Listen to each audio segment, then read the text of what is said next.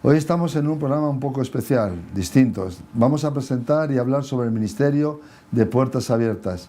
Y para ello nos acompaña y damos las gracias por estar en nuestros estudios a Ted Blake, director nacional de Puertas Abiertas aquí en España. Bienvenido. Pues muchas gracias.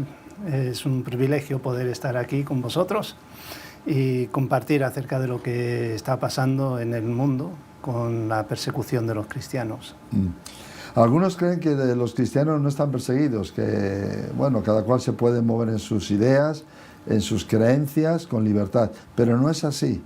Hay muchísimos países, hay más lugares donde hay persecución que donde hay libertad. Y es más, me atrevería a decir, sin tener la experiencia de Ted, que también en nuestra querida Europa, a los cristianos cada vez se les está marginando más en muchas áreas.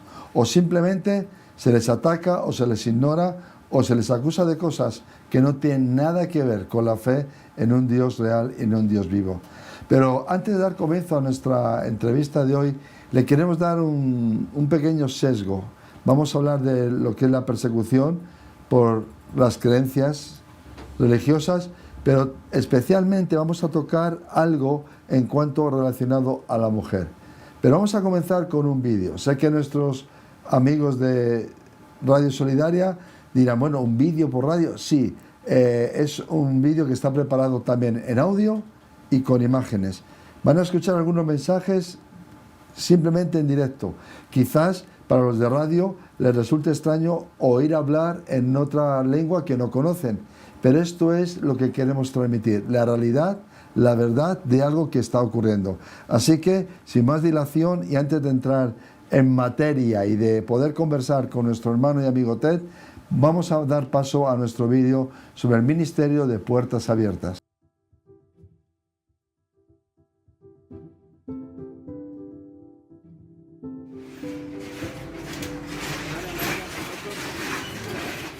Tuvimos que abandonar nuestro país porque nos amenazaron con llevarse a nuestra hija. No nos quedó otra opción. Nos obligaron a marcharnos.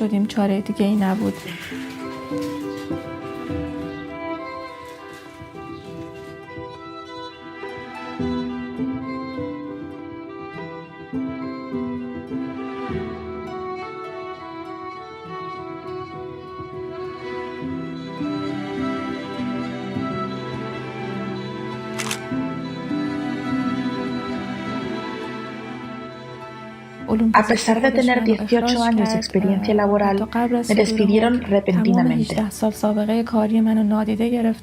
Por una única razón: creer en Jesús.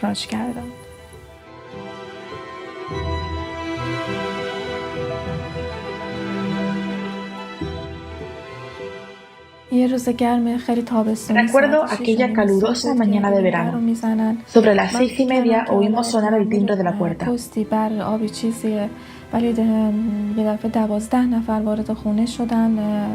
Imaginé que sería el técnico de agua o el cartero, pero de repente entraron 12 personas a nuestra casa.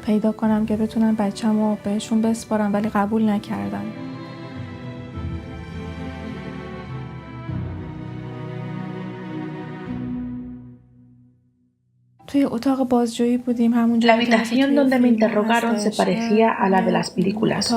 Un espacio oscuro, con un gran espejo en la pared y una luz que me iluminaba la cara. Uno de los atacantes me entregó un papel y me pidió que escribiera los nombres de las personas que se habían unido a nuestra iglesia en casa y que describiera las actividades que realizábamos.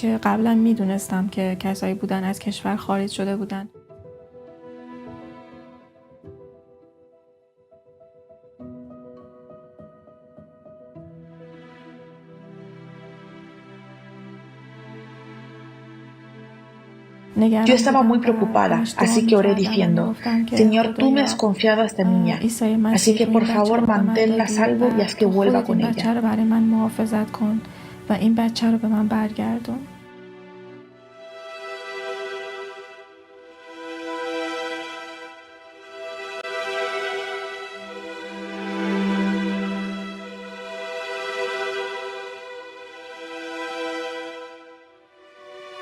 El lugar donde vivimos ahora, la situación tampoco es estable y se avecinan tiempos difíciles. Pero Dios me está usando como madre y esposa para ayudar de muchas formas a otras mujeres que están pasando por las mismas dificultades que yo misma he sufrido. Esto me hace muy feliz. Me hace ver, incluso en medio del sufrimiento, tengo un propósito y mucho valor.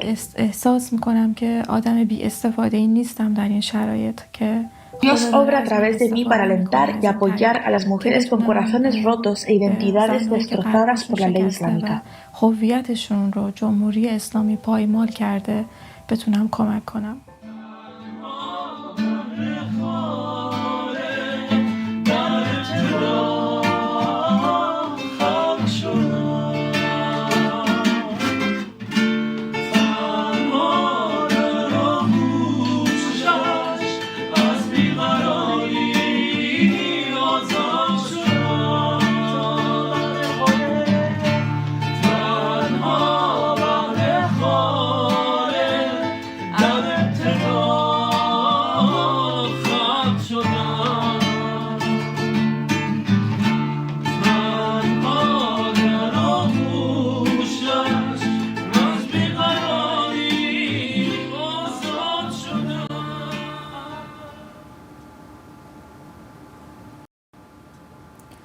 Interesante el vídeo que hemos visto, Ted. Y bueno, espero que nuestros oyentes de Radio Solidaria hayan captado toda la esencia y toda la realidad y lo que hemos querido traer de lo que es el testimonio de una mujer. Ted, ¿qué diferencia hay cuando hay persecución religiosa? ¿Cómo se persigue a los hombres y a las mujeres? Porque tengo la impresión de que es una persecución totalmente distinta, como si tuviera dos vértices, dos vertientes. Sí, nosotros cuando empezamos a hacer el estudio de la persecución, pues no tuvimos en cuenta esta situación de que la mujer se perseguía de una forma y al hombre se le persiga de otra. Y entonces estudiábamos la persecución en general. Y realmente no fue hasta hace unos 7 años que empezamos a hacer una investigación distinguiendo entre hombres y mujeres para ver si había alguna diferencia entre la forma en que se perseguía a unos como a otras.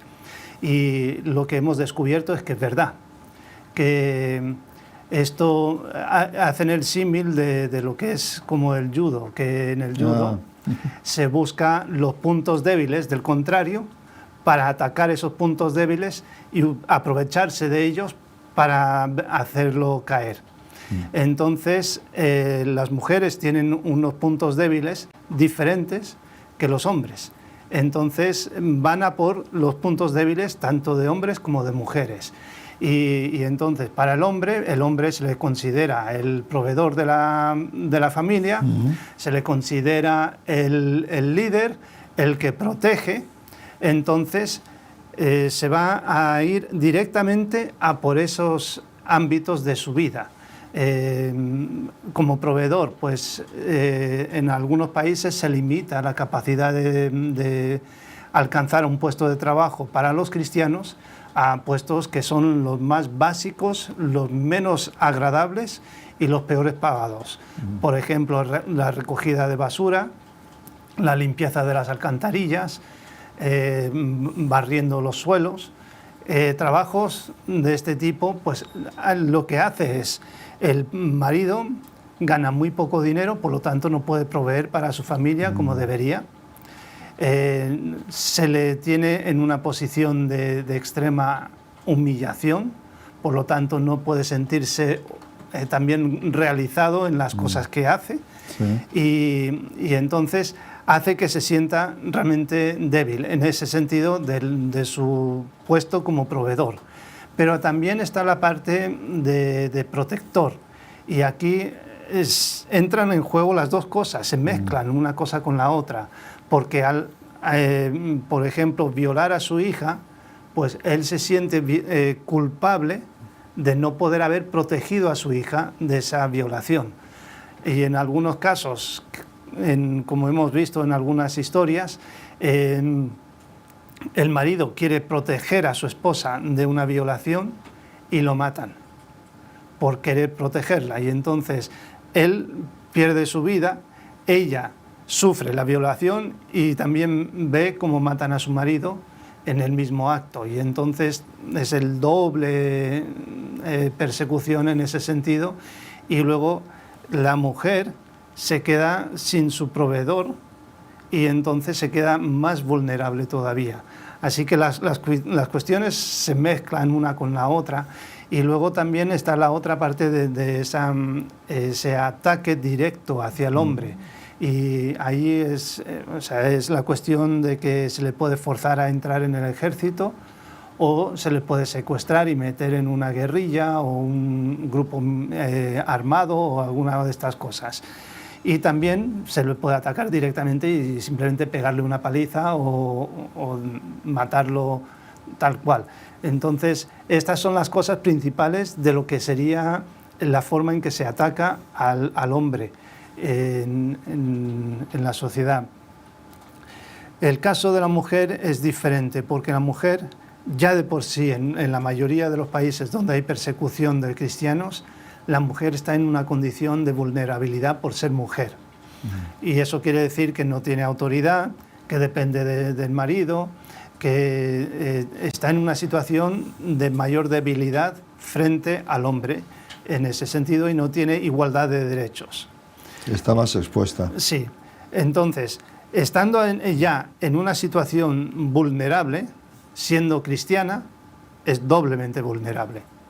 Y esto hace que se le permita al padre, pues, hacerle un arresto domiciliario con la intención de presionar a la mujer a, si se ha convertido del Islam a la fe cristiana o de otra religión, porque no tiene por qué ser del Islam solamente. Si se convierte a cristiana, pues entonces el arresto domiciliario es una herramienta que se usa con mucha frecuencia para presionar a la mujer a volver a su religión de origen. Si eso no funciona, pues entonces se puede utilizar un matrimonio forzoso con otra persona que puede ser más eficaz a la hora de presionarla para que... más duro hacia ella, sí. ¿no? Y entonces eso también puede funcionar. Y luego también está la parte de la vulnerabilidad de la mujer frente a los abusos sexuales, y el uso de los abusos sexuales para atacarla en lo que es la percepción de la pureza de la mujer. Porque, claro, en esta sociedad el hombre se considera puro de por sí, pero la mujer tiene que proteger su pureza y mantenerla. Y cuando una mujer es violada, pierde esa pureza, y por eso también es aislada de la sociedad. Y tiene un efecto bastante importante sobre su vida, y puede ser rechazada no solamente por sus enemigos, que serían los que le llevan a cabo la violación, sino también por los suyos propios, al considerarla ahora impura. Y entonces se le aísla de la comunidad también dentro de la propia Iglesia, que algunas cosas son cosas que tenemos que aprender como Iglesia, a decir, pues esto es algo que se le ha hecho a ella y ahora hay que arroparla y hay que amarla y hay que restaurarla. Pero ella no es culpable de lo que le ha pasado. Y entonces tenemos que ir enseñando y ayudando a las personas a poder responder de otra forma a este tipo de cosas. Y entonces la mujer está en esa situación de doble vulnerabilidad. Sí. Y las áreas de ataque pues son precisamente en esa situación de su pureza, de los ataques contra ella, sobre todo los ataques sexuales, y luego también la parte del matrimonio forzoso y simplemente la dependencia que tiene de su familia y sobre todo de su padre o de su marido.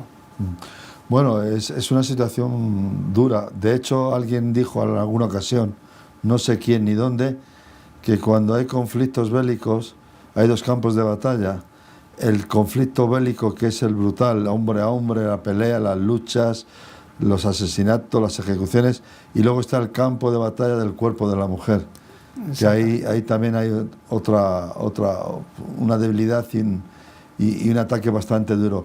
Ted, en esta situación, en todo este entorno y esta realidad social que padecen, me imagino que los temores en el hombre y en la mujer serán fuertes, son distintos. ¿Cómo llevan los cristianos ese área del temor de la mujer a su cuerpo y quedarse también sin marido y sin sustento, o del hombre, el temor a seguir adelante porque quizás van a hacer daño a su familia y él no va a poder hacer nada? ¿Cómo está este área? Porque me imagino que tendréis que haber confrontado y ayudado en estas situaciones de temor a los cristianos perseguidos. Es una realidad, y de hecho la Biblia está llena de textos que dicen no temáis, no temáis, no temas. ¿Por qué está eso allí? Porque Dios sabe que el hecho de ser cristiano, y esta es una de las cosas fundamentales de lo que estamos hablando, por un lado, Jesucristo declaró: yo soy el camino, la verdad y la vida. Amén. Por lo tanto, cuando uno reconoce a Cristo como la verdad, como el camino, pues entonces está haciendo una declaración de que aquí está la verdad. Por lo tanto, las personas que le rodean son confrontadas con el hecho de que aquí hay alguien que me está diciendo que hay una verdad que es diferente a lo que yo creo que es verdad. Y ahora yo tengo que decidir si yo voy a mantenerme en mi postura y decir lo que yo he creído toda la vida es verdad, o voy a escuchar lo que esta persona dice que es verdad. Y hay ese conflicto, y las personas, cuando se ven enfrentadas al hecho de tener que escoger entre una cosa y otra, pues se vuelven violentas. Y cuando su verdad está puesta en tela de juicio, entonces tiene que defenderla. Y esta es la razón, en gran parte, por la que atacan a los cristianos, porque se ven confrontados con la verdad. Y entonces, esta es una parte. Y la otra parte es la persona que ha recibido a Cristo, sabe que tiene algo que no ha tenido nunca antes, que ha recibido el perdón de sus pecados, ha recibido la promesa de la vida eterna, ha recibido algo que tiene un valor eterno. Y ahora le están diciendo: deja esto para vivir esta vida que es corta en comparación con la eternidad. Sí. Deja de sufrir ahora para que,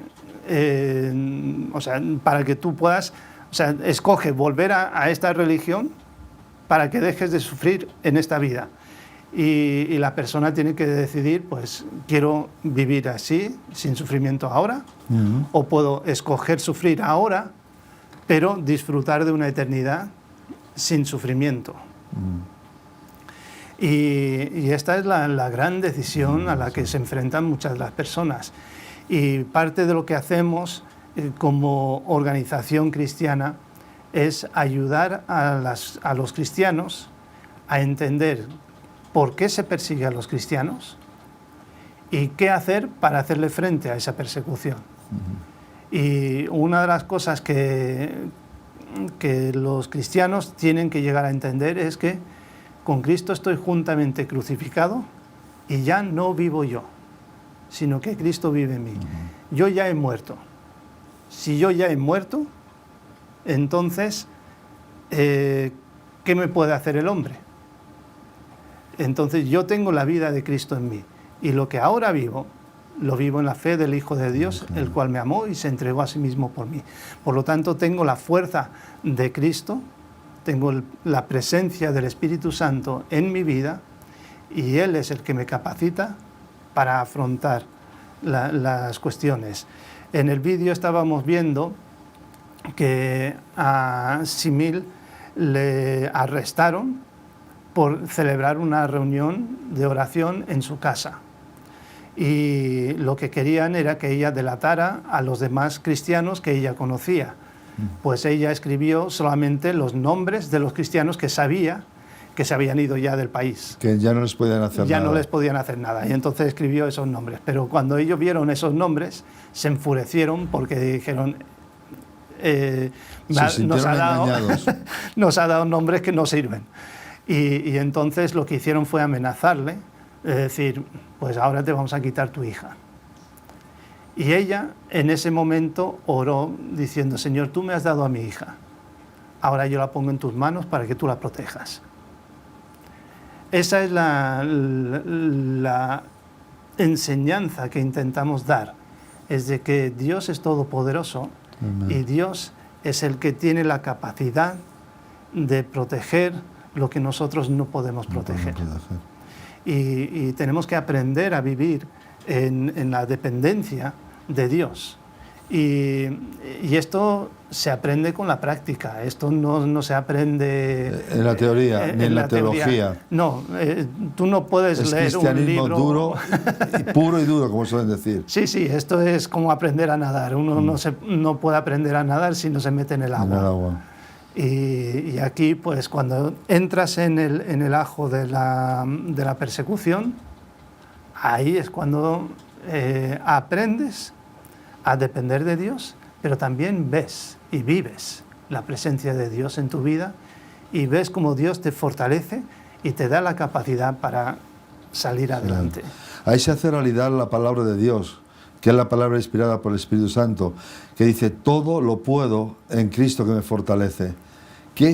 ¿Cómo se puede negar la existencia de Dios, del poder de la palabra y del Espíritu ante testimonios de este calibre? Pero sí. ¿Cómo se desarrolla?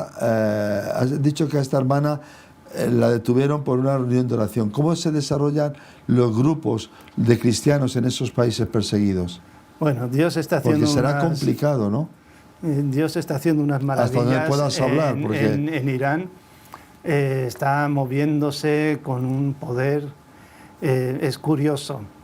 En Irán, como la ciudadanía en general no está muy contenta con el liderazgo del país, pues entonces todo lo que les molesta al gobierno les interesa a ellos. Entonces el cristianismo es una de las cosas que les molesta al gobierno. Es una molestia, ¿no? Sí. Por lo tanto, a los ciudadanos les interesa mucho saber qué es lo que hay en ese cristianismo y por qué les molesta tanto al gobierno. Y pues entonces se están convirtiendo iraníes a grandes cantidades. De hecho, las últimas estadísticas, esto es ya de hace un tiempo, que vi que Irán era el país que estaba creciendo a mayor velocidad porcentual en el mundo, en el cristianismo. O sea, a nivel mundial. Sí. Estamos hablando de porcentajes, no de números reales de personas. Sí. Porque puede haber otros países con un número real de personas mayor, sí. Pero porcentualmente Irán estaba creciendo a un ritmo superior a cualquier otro país del mundo en nivel de conversos cristianos. Pero siempre en un movimiento que es un movimiento líquido, en este sentido de que se adapta a las circunstancias, y sigue adelante. Y son todos conversos del Islam a la fe cristiana, y entonces es una red de iglesias que se reúnen en casas. No hay una red estructural. No hay templos, digamos, no hay abiertos, templos, u organizaciones eclesiásticas. Es que no puede haber. No puede haber. Está prohibido por ley. De hecho, está prohibido tener una reunión cristiana en Farsi, que es el idioma oficial de Irán. Se puede hacer hay otro idioma que ahora mismo no me acuerdo cómo se llama, pero es un idioma antiguo donde hay unos cristianos de una tradición antigua que todavía están presentes en Irán, y ahí sí se permite que tengan sus celebraciones en ese idioma, pero en Farsi no se puede hacer. Y cuando tienen las reuniones en sus casas y oran, y lo están haciendo en Farsi, pues entonces ahí es donde entra la policía y les arresta. Alguien les denuncia o lo que sea. A veces ocurre de que el hijo de una familia pues se convierte, y entonces los padres, por venganza, pues denuncian. Denuncian. Y de esa forma la policía se entera de que hay una reunión y van allí y arrestan a todos los que están. Y hacen una redada de la casa, encuentran Biblias, encuentran material cristiano, y eso hace que los cristianos pues entren en estas circunstancias de tener que ir a la cárcel. En Irán una Biblia es como un material subversivo, vamos. Sí, es todo material... Desestabilizar en el contexto musulmán. Yo comparto contigo mi fe, y si tú eres musulmán, pues entonces yo estoy desestabilizando tu fe en el Islam. Y por lo tanto estoy cometiendo un crimen contra la nación. Se toma como un crimen. Sí. Entonces, ahora mismo aquí en Europa se nos está vendiendo de parte del Islam una película que no tiene nada que ver con la realidad, porque nos hablan, ellos exigen, piden libertades, hay manifestaciones que se proclaman como que son demócratas, que dejan libertades. Bueno, ¿qué argumentos pueden usar para decir que en los países islámicos se está persiguiendo por el mismo, simplemente el hecho de tener una Biblia? ¿Qué pasaría si en Europa se persiguiera a los musulmanes por leer o tener el Corán? Bueno, es imposible ver esto, ¿no? Como se dice en castellano clásico y normalito, ¿cómo se come esto? Es algo incomestible, por decirlo de esa manera. No, es que no hay consecuencia. Pero es que también a veces el Islam, por desgracia, es una religión que persigue al cristianismo, y es quizás la religión que más agresivamente persigue al cristianismo. Más agresiva. No obstante, el hinduismo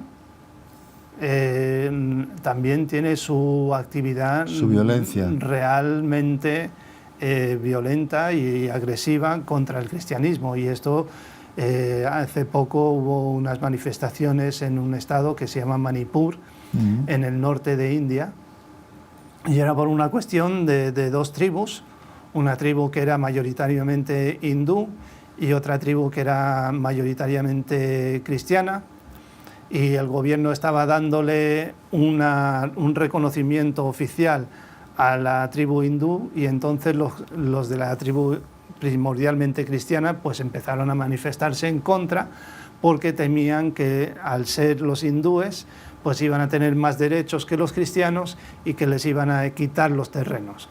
Y entonces los cristianos se manifestaron en contra, y esto creó un conflicto, casi una guerra civil en el estado allí en Manipur. Y lo que ocurrió es que al final se convirtió en un ataque religioso, y los que pagaron el pato, como suele ocurrir, fueron los cristianos. Los cristianos. Iglesias quemadas, casas destruidas, mujeres violadas, hombres muertos y todo este tipo de cosas, pero centrado en cristianos. La tribu Meití, creo que se llama, que era principalmente hindú, había cristianos dentro de la tribu, pues atacaron a los cristianos de su propia etnia porque son cristianos. Por ser cristianos.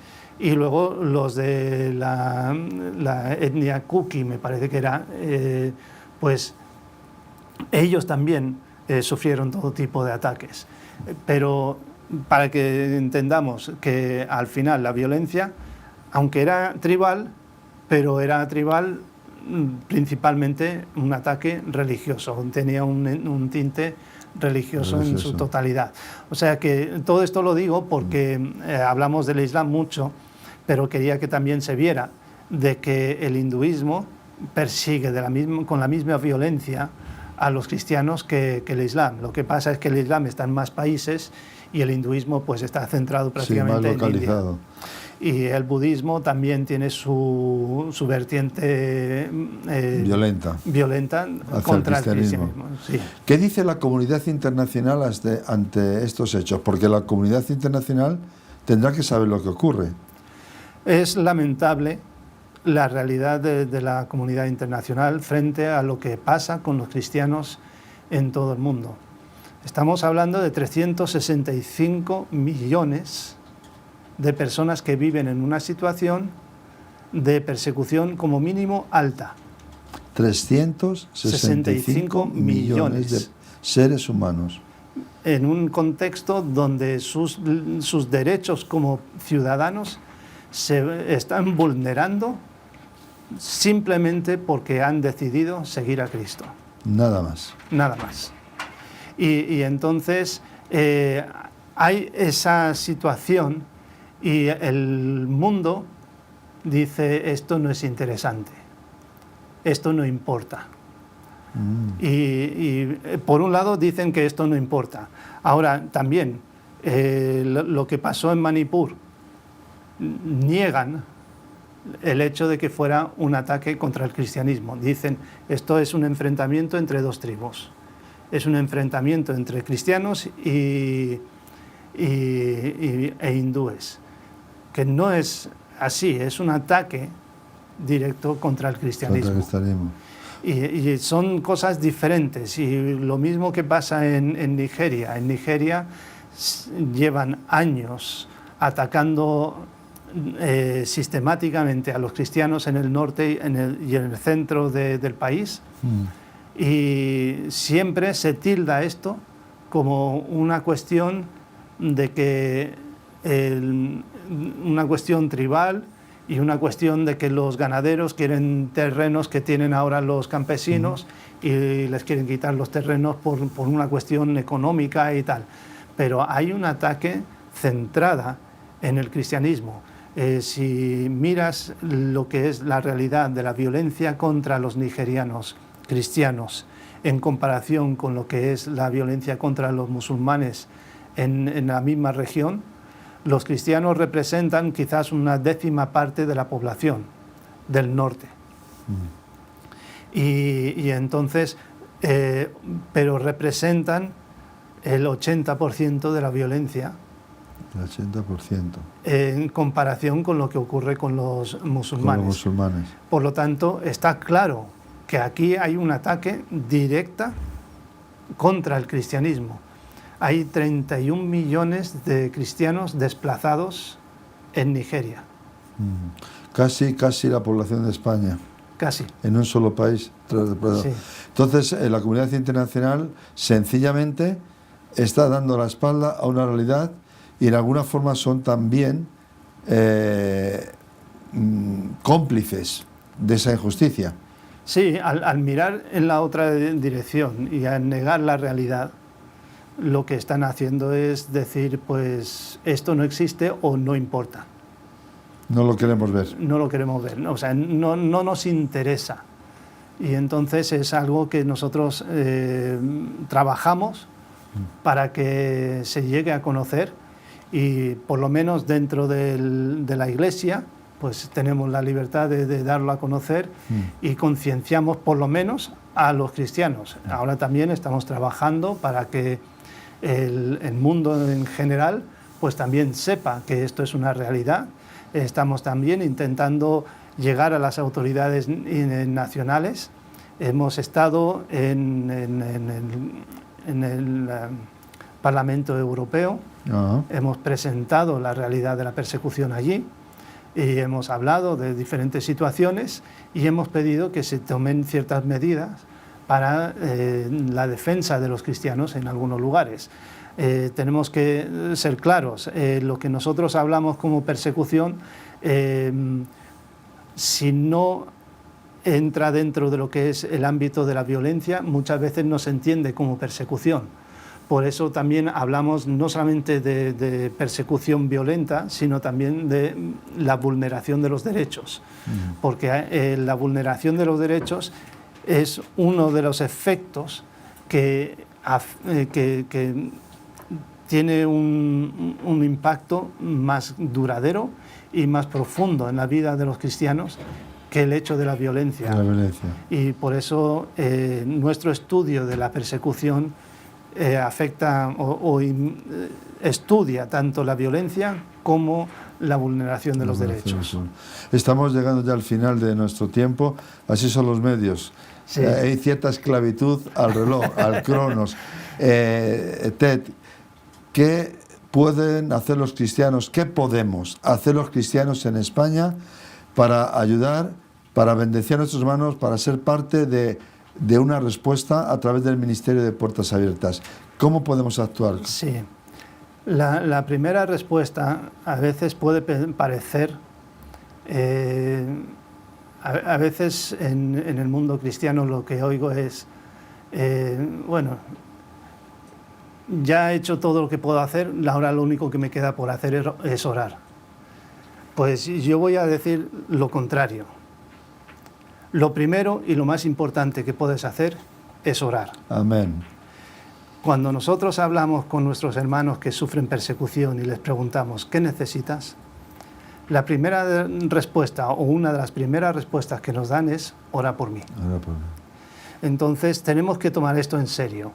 Y tenemos que tomarlo en serio porque nosotros servimos al Dios Todopoderoso. Amén. Y nuestra oración mueve la mano todopoderosa de Dios. Por lo tanto, cuando pedimos que Dios actúe, lo que estamos pidiendo es que Dios haga lo que promete hacer. Si pedís, lo recibiréis. Entonces vamos a pedir conforme a la voluntad de Dios y pedir que Él... Ahora, lo que sí está diciendo la Iglesia que sufre persecución es, no pidas que me quiten la persecución. Wow. Sino pide que me dé a mí la fortaleza para persistir en medio de la persecución. Y esto va muy en la línea con la oración de Pablo en Colosenses. En Colosenses 1, 9 al 11, Pablo ora para que la Iglesia sea llena del poder de Dios, para que tengan toda perseverancia y paciencia. Y para poder soportar la persecución hace falta esa perseverancia y esa paciencia. Por lo tanto, ahí es donde yo veo que el poder de Dios, como dice en 2 Corintios, de que el poder de Dios se perfecciona en nuestra debilidad. La iglesia que sufre persecución es una iglesia que físicamente es débil, pero tiene el poder de Dios en ellos y se perfecciona a través de esa debilidad. Por lo tanto, lo primero que tenemos que hacer es orar por la iglesia y luego podemos participar en las campañas que nosotros publicamos, podemos trabajar como voluntario para Puertas Abiertas y puedes visitar nuestra página y ver las cosas que puedes hacer como voluntario. Puedes también escribir cartas, tenemos campañas de redacción de cartas para animar a los cristianos que han sufrido persecución.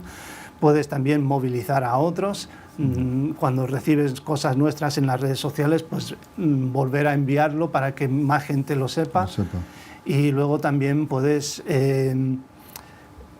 ofrendar para ayudar a cubrir los gastos de las cosas que estamos haciendo. Todo lo que hacemos cuesta dinero, sí, y hay que poder seguir ayudando a la gente.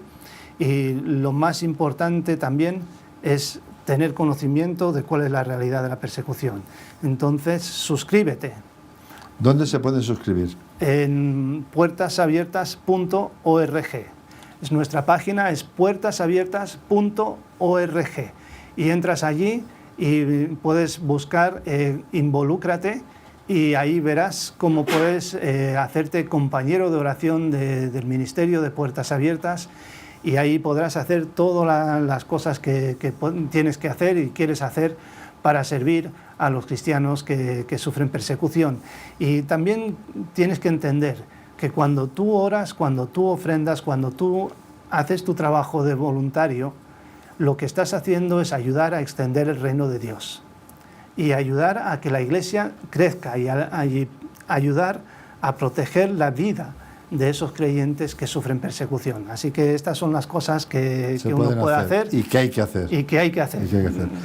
La Biblia dice y nos enseña: suframos con el que sufre, lloremos con el que llora, riamos con el que ríe. Dios quiere traer sobre nosotros, el pueblo cristiano de España, sensibilidad en nuestros corazones y en nuestra alma por nuestros hermanos que están siendo perseguidos simplemente por haber dado un paso de fe, haber creído en Jesucristo como Salvador y Señor. Hasta aquí ha llegado nuestro tiempo. Ted, muchas gracias por tu visita, por tu tiempo y por la exposición clara sobre lo que es Puertas Abiertas y las necesidades que podemos y debemos cubrir los cristianos. Pues igualmente muchas gracias por darme este espacio para poder hablar de la persecución. Esto ha sido todo. Les emplazamos a otro nuevo programa, a otra nueva tertulia. Les habló José Luis Sanz. Dios les bendiga y recuerden, vamos a pedirle a Dios tener el corazón sensible hacia nuestros hermanos. Bendiciones.